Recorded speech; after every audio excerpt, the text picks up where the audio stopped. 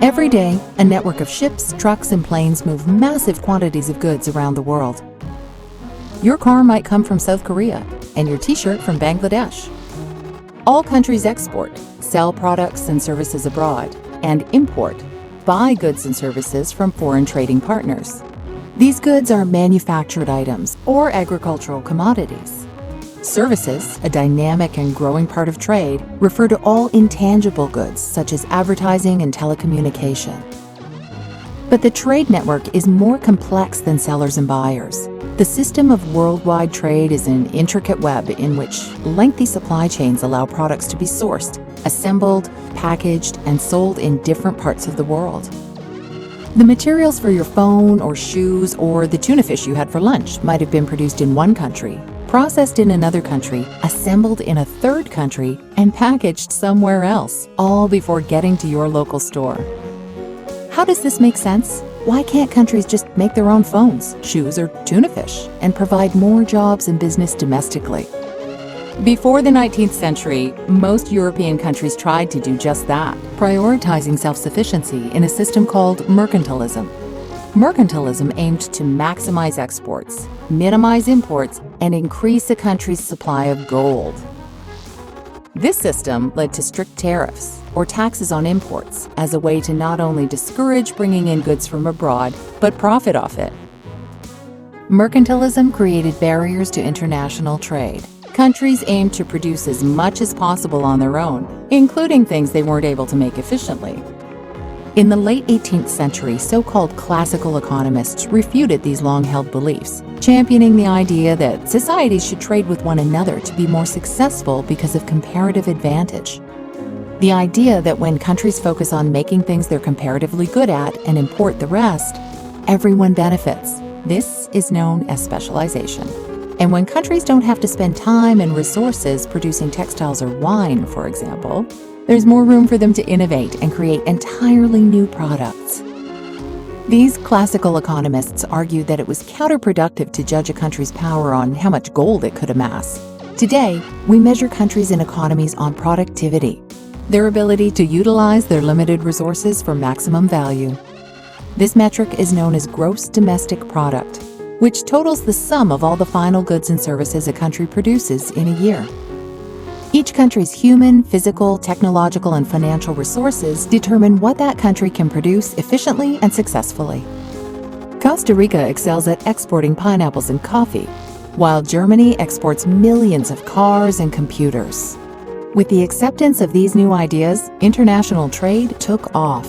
Measuring GDP instead of just gold helped boost trade and grow economies. At the same time, advances in technology and travel made remote markets much more accessible. Massive container ships, cargo planes, and cheap, instantaneous communication connected the world's producers with millions of new customers. And after World War II, the newly formed United Nations created the General Agreement on Tariffs and Trade, or GATT.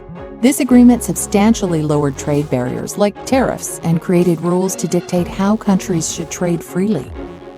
The GATT became the World Trade Organization in 1995 and tried to eliminate even more obstacles to keep up with a changing world. The WTO expanded the definition of trade to include not just goods but services, and to create rules governing intellectual property, such as copyright or a patent. The WTO is also an arena for countries to hammer out the rules and regulations of international trade and lodge complaints if they believe those rules aren't followed. According to the principle of comparative advantage, if one country can't sell a high-quality product at a reasonable price point, or new technology makes a business uncompetitive, it will not succeed. Its stores or factories might be forced to close, and jobs will be lost. That country must then adjust its economy around something it can be comparatively good at. This is the nature of international trade. However, some countries and industries are accused of skirting the rules of international trade, and that's where the WTO tries to come in. For example, in the United States, labor unions argue the WTO doesn't adequately protect U.S. wages from being undercut by unfair trade practices in China. And some developing countries say the WTO rules don't take into consideration their unique circumstances. For example, agricultural subsidies provided by wealthy governments make it hard for sellers from smaller or poorer countries to reasonably export their crops to those countries. The WTO has failed to solve these problems. They are especially hard to address because changes to the rules require consensus among the WTO's 164 member countries. Some countries forge bilateral and regional trade agreements to address their particular needs and trade strategies. In 1994, the North American Free Trade Agreement, known as NAFTA, was designed to facilitate more trade among the United States, Mexico, and Canada. NAFTA provided a blueprint for similar types of agreements between other countries. From just 1990 to 2015, world trade volume increased more than five-fold, from 3.5 trillion to 19 trillion.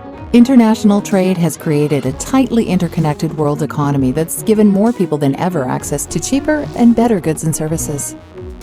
It's created millions of jobs and strengthened international connections, leading to global stability. At the same time, trade can hurt those individuals, companies, and communities where imports make it impossible for local firms to compete against better or cheaper goods from somewhere else. Trade will inevitably create winners and losers, but it is inseparable from modern life. The challenge then for policymakers is to assist those who have been disadvantaged with support and the training for new jobs, so everyone can continue to benefit from the system that has given more choices to consumers and more work for producers in every corner of the world.